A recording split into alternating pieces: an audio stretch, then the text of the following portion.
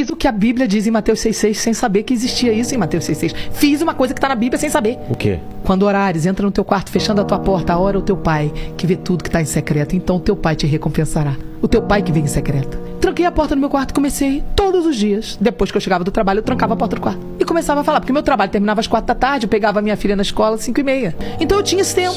Tranquei a porta do quarto e comecei a falar, Deus. Não sabia que Jesus era Deus. Só que comecei a falar com Deus, Deus, eu sei que você existe. E agora eu sei que o diabo existe. A minha amiga sempre falou do diabo.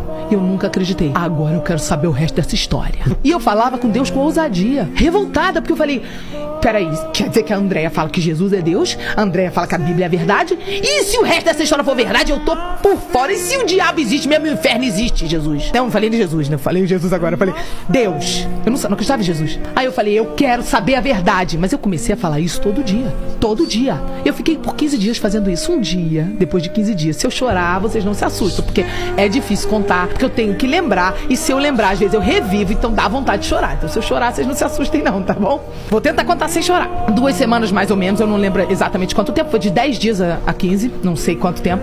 Eu estava sentada na minha cama, encostada na cabeceira da cama, com as pernas esticadas, vestida pra dormir. Minha filha dormindo, eu no meu quarto sozinha. Esticada, eu tinha uma cama de casal, esticada com a coberta assim na cintura. E um caderno que eu tinha de desabafo. Eu sempre tive cadernos de desabafo. Fiz terapia há anos. E eu tava escrevendo uma carta pra Deus. Eu já tava cansada de falar. E eu comecei a escrever, não falar. E eu comecei a escrever, Deus, eu quero saber a verdade. No que eu comecei, vou falar, vou começar a lembrar. Eu comecei a sentir uma presença dentro do quarto. Aquela presença era uma presença muito sutil, porque ele anestesia você.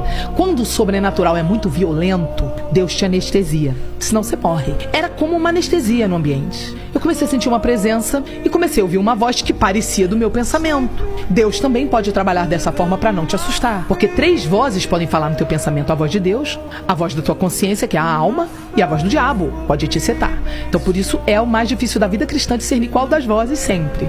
Todos os dias pode acontecer com a gente. Até Pedro, do lado de Jesus, foi setado. Jesus repreendeu Pedro, né? Então nós vamos ser setados, não podemos achar que estamos imunes a isso. Então eu não sabia nada disso que eu tô te contando, tava ali, e uma voz começou a falar suave: eu sempre fui, eu sou um homem sério, eu sou isso, eu sou aquilo. Eu comecei a ouvir e eu não percebi que não era meu pensamento. Eu continuei escrevendo a carta e conversando com essa voz, e a voz falando dentro da minha cabeça, e eu conversando com a voz, escrevendo a carta, e a voz ia me respondendo.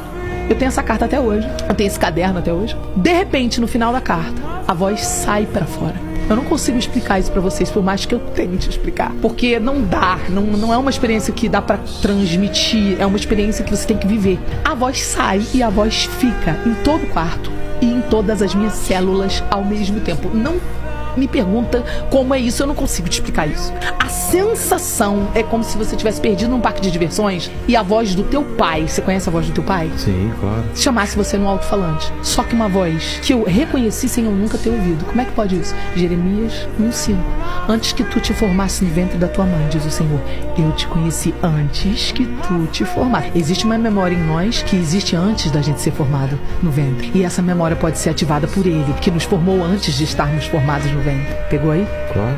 É uma memória que só Deus pode ativar. Porque Ele que dá o sopro de vida, você nasceu porque Ele deu o sopro de vida. Por isso que tem bebê que nasce morto se não recebeu o sopro de vida. Aí é que o negócio ficou forte, porque Ele me chamou. Ele saiu pra fora, aquela voz, e falou: Sara! Quando Ele falou Sara, todas as células ouviram. Eu reagi em todo o meu ser. Eu ouvi a voz dentro do quarto e dentro da minha cabeça, e tudo era mais forte do que qualquer coisa que eu já ouvi na minha vida. Só que aquela voz, ela vinha de um lugar dentro do quarto, como se ele estivesse em pessoa dentro do quarto. Obviamente eu não vi, não era uma visão, mas ele estava ali, como se fosse uma pessoa presente. Eu imediatamente fui me encolhendo em posição fetal e rolando, caindo por cima da... Eu caí no chão.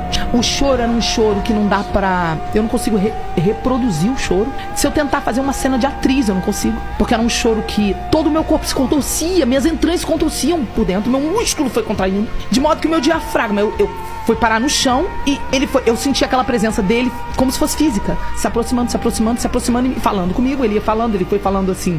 que ele foi me respondendo todas as perguntas. Que ele era Deus, que ele havia vindo à Terra como homem, que ele havia morrido na cruz, que ele havia ressuscitado dos mortos, que a Bíblia era verdade. Todas as perguntas que eu fazia durante aqueles dias. Ele foi me falando e ia se aproximando, se aproximando, se aproximando, e eu fui sentindo aquela presença se aproximar, como se fosse a gente se aproximar da fogueira. Sim. Você vai se aproximando da fogueira, chega um limite que você ainda não tá tocando no fogo, mas você não consegue dar mais nenhum passo, porque ele começa a arder de queimar. Era uma sensação parecida, mas não era fogo, era amor consumidor. Eu não consigo explicar isso pra você, você tem que viver isso.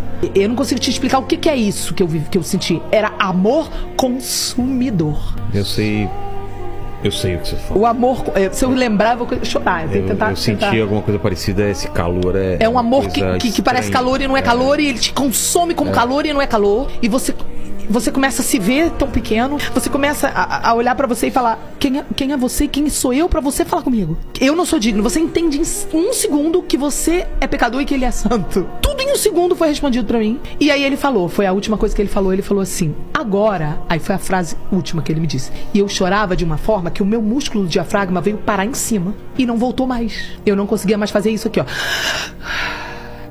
Quando você chora, tenta reproduzir isso aqui, ó. Vê se o seu diafragma sobe. Faz uma brincadeira como se você fosse criança chorando. Ó, não sobe o diafragma? Então, quando ele sobe, você volta pra depois tomar ar. O meu diafragma subiu, colou, não descia mais. Tal era a intensidade do choro. E não descia mais. Aí ele falou assim, agora eu vou parar de falar com você, mas eu vou ficar aqui. Mas eu vou precisar parar de falar, e disse essa palavra aqui, ó. Porque o teu coraçãozinho, ele falou no diminutivo, o teu coraçãozinho não está aguentando. Mas eu vou deixar o meu Espírito Santo aqui. Eu não sabia o que era Espírito Santo, eu nunca tinha nem ouvido falar, não sabia o que era isso. E eu não conseguia mais respirar, travou. Comecei a sentir meus dedos formigar, comecei a desoxigenar. E eu comecei a falar sem voz, assim, não para de falar. Porque o que eu tava experimentando era melhor do que tudo de mais maravilhoso que eu já tinha experimentado na Terra. Nada dessa Terra se comparava ao prazer que eu tava sentindo naqueles segundos. Então eu não queria que ele parasse, porque eu nunca tinha experimentado algo tão maravilhoso. Aí você entende que o amor dele é melhor do que a vida. Aí você entende os textos que falam que é mais forte do que a morte. É mais forte o amor dele que a morte, é melhor do que a vida, é melhor do que tudo. Quando você experimenta uma experiência dessa com Jesus, você se torna um crente indesviável. Não há nada desse mundo que consiga te seduzir, porque basta você pedir, Espírito Santo, me lembra daquele momento. Eu só tive segundos de um vislumbrar de um pedacinho da eternidade. Imagina o que é a eternidade.